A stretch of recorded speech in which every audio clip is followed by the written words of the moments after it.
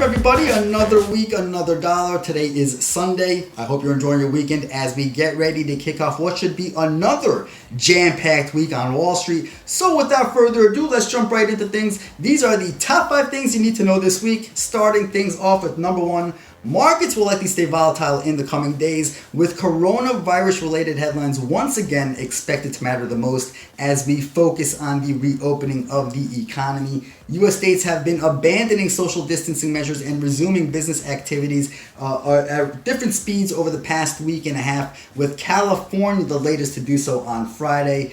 However, public health officials have warned that could lead to a second wave of infections in the coming months. The U.S., as of this morning, leads the world in the total number of cases and deaths, with more than 1.3 million people infected and about 80,000 killed so far. On to number 2. Investors will watch comments from Federal Reserve Chairman Jerome Powell for any new insights on the economy and the plethora of the Fed's lending programs. He's due to speak on a webcast held by the Peterson Institute at 9 a.m. Eastern Time on Wednesday.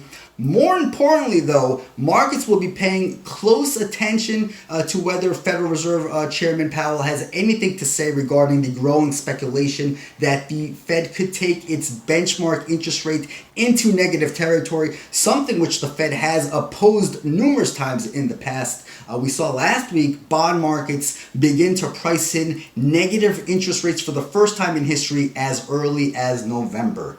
On to number 3. In what will be a busy week on the economic calendar, retail sales numbers will be closely watched when the latest monthly data is released on Friday at 8:30 a.m. Eastern Time. Forecasts call for retail sales to fall by 11.6% in April, according to Investing.com's economic calendar. If confirmed, that would be the worst reading in history, as lockdown efforts to contain the spread of the virus pretty much hammered the economy and led to the closure of pretty much every non-essential business in the country last month.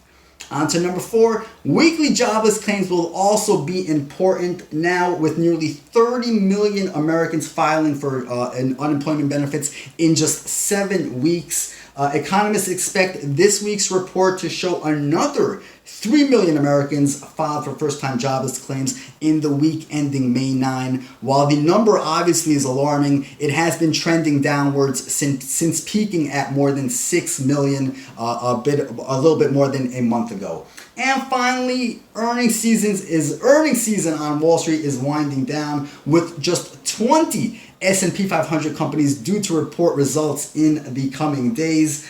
Some of the notable names reporting this week include Cisco, Under Armour, Applied Materials, as well as Norwegian Cruise Line, one of the worst hit companies since the coronavirus first spread across the world. Large cannabis companies, Aurora Cannabis and Tilray, are also set to report. So it's a busy week of coronavirus headlines, of economic data, and earnings. That's it for me. May the trading gods be with you. Have a good week, everybody.